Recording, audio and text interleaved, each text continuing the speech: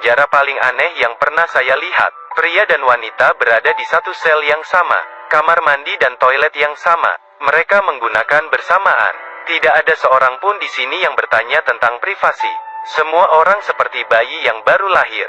Jika ada yang mengira ini adalah surga, kalau begitu maka Anda salah.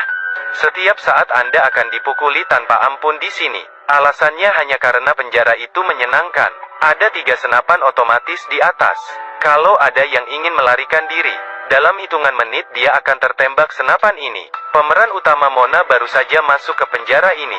Salah satu kepala petugas menjerat lehernya dengan tali, membuatnya berlutut di tanah. Kepala penjara mulai membuka resleting pakaian. Mona tahu apa yang ingin dilakukan kelapa ini. Dia berlutut di tanah dan memohon belas kasihan. Protagonis pria Jack menyelamatkannya. Mona akhirnya selamat, dan Jack dalam masalah besar. Dia dikurung dalam sangkar baja di bawah sinar matahari, sambil memegang batu besar di kedua tangan.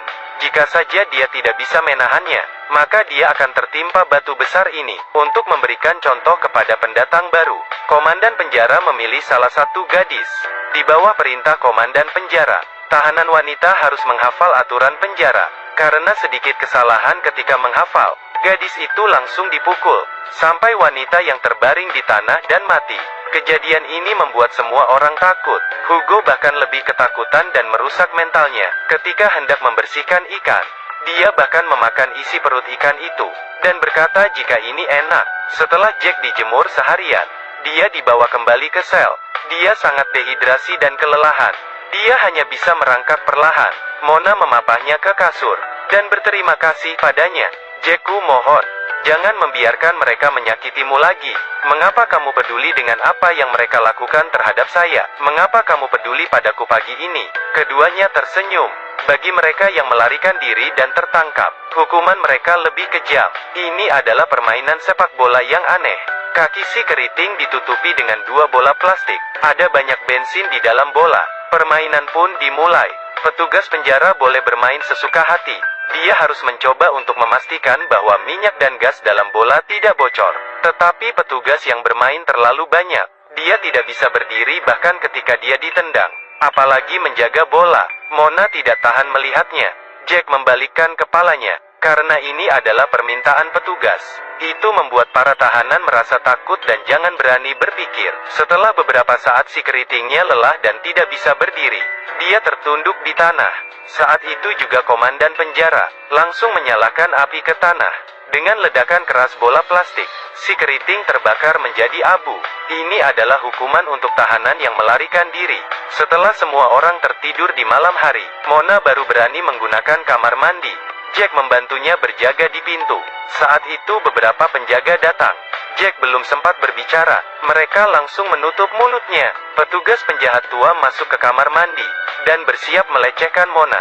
Tetapi Mona langsung menendang kemaluannya. Si petugas tua ini kesakitan.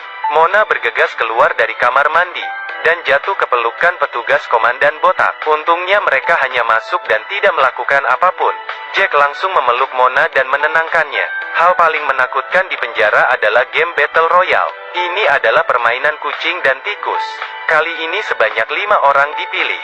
Jack dan Mona juga ada di antara mereka. Begitu perburuan dimulai, mereka bisa lari ke hutan melalui gerbang langit. Semakin jauh Anda berlari, semakin aman. Selama kamu tidak diburu sebelum gelap, maka mereka boleh pergi. Beberapa orang memasuki hutan secara berkelompok, pemburu dengan senjata. Beberapa orang yang memasuki hutan berpacu dengan waktu. Jack berusaha menghindari pengejaran, memanjat tebing. Tetapi kepala petugas bisa melihatnya dengan sebuah teleskop. Kepala petugas tua ini membidik dan menarik pelatuknya. Tetapi agar permainan ini semakin menarik, dia sengaja tidak menembak tepat ke arah Jack. Jack melompat ke dalam sungai. Jimmy melarikan diri ke hutan. Dia akan melakukan penyergapan dan mendapatkan senjata. Dia sengaja menginjak tanah dulu. Kemudian dia memanjat pohon. Ketika petugas pengejar dan menemukan jejak kaki, baru saja kepala petugas ini mendapatkan laporan. Tiba-tiba Jimmy langsung melompat di belakangnya, merebut senjatanya. Jesse melompat keluar dan bertemu dengan Jimmy. Dia ingin bekerja sama dengan Jimmy untuk saling menjaga, tetapi Jimmy langsung menolaknya. Dia merasa Jesse hanya akan menambah bebannya. Lebih baik dia berjuang sendirian. Sepertinya dia terlalu mudah. Saya tidak mengerti alasan mengapa pria dan wanita tidak lelah melarikan diri. Jesse berdiri di area terbuka. Siluman monyet mengendarai bulldozer. Melihat itu, Hugo langsung menunduk di tanah dan meloloskan diri. Si monyet melompat turun. Kemudian Hugo langsung menusuk kakinya. Tetapi Hugo ditendang ke tanah oleh si monyet. Glenn ingin membuat ini semakin menarik.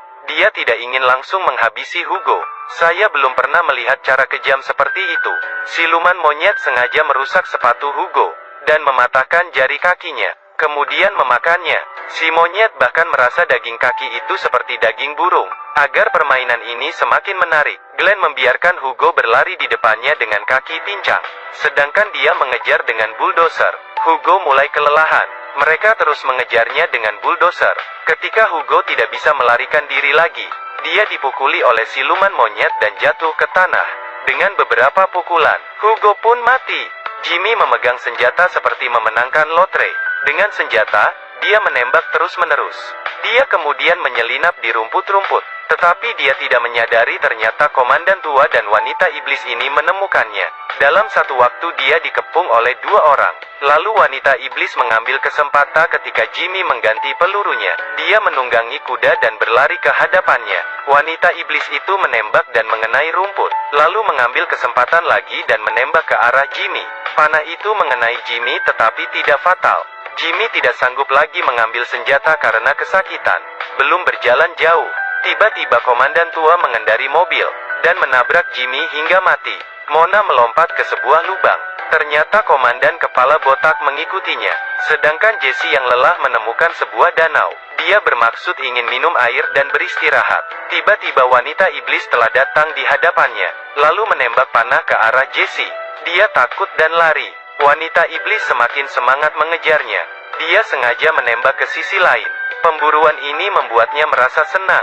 Jesse sangat ketakutan sehingga wajahnya menjadi pucat. Ketika wanita iblis mengisi panah, Jesse bergegas melarikan diri. Wanita iblis naik ke kuda dan mengejarnya hingga ke hutan. Jesse kelelahan dan tidak bisa lari lagi. Dan wanita iblis merasa sudah cukup bermain-main. Jesse terus-menerus memohon padanya. Wanita itu masih mengambil panah. Jack sedang berlari, dihentikan oleh siluman monyet yang bersembunyi di balik pohon. Jack sama sekali bukan lawannya. Jack dipukul dan ditarik sampai ke sudut pohon.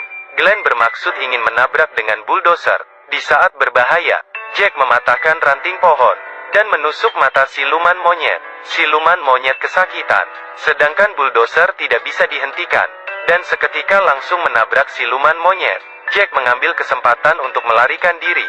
Mona datang ke ladang tebu dan bergegas masuk ke dalam. Tetapi dengan cepat komandan gemuk dan komandan botak mengejarnya. Untuk memaksa Mona keluar, kepala botak sengaja menyalakan api. Saat itu juga Jack datang. Melihat apa yang dilakukan komandan botak, Jack kemudian masuk ke dalam ladang. Asapnya semakin banyak. Mona hendak berdiri dan bernapas, dan bertemu dengan komandan gemuk. Komandan gemuk itu ingin mengambil kesempatan melecehkan Mona. Untungnya saat itu Jack tiba tepat waktu. Dia merebut senjatanya dan menembak komandan gemuk. Jack mengandeng Mona dan kabur. Api tiba-tiba mengepung komandan gemuk. Seketika hanya teriakan yang tersisa. Komandan botak melihat mereka kabur.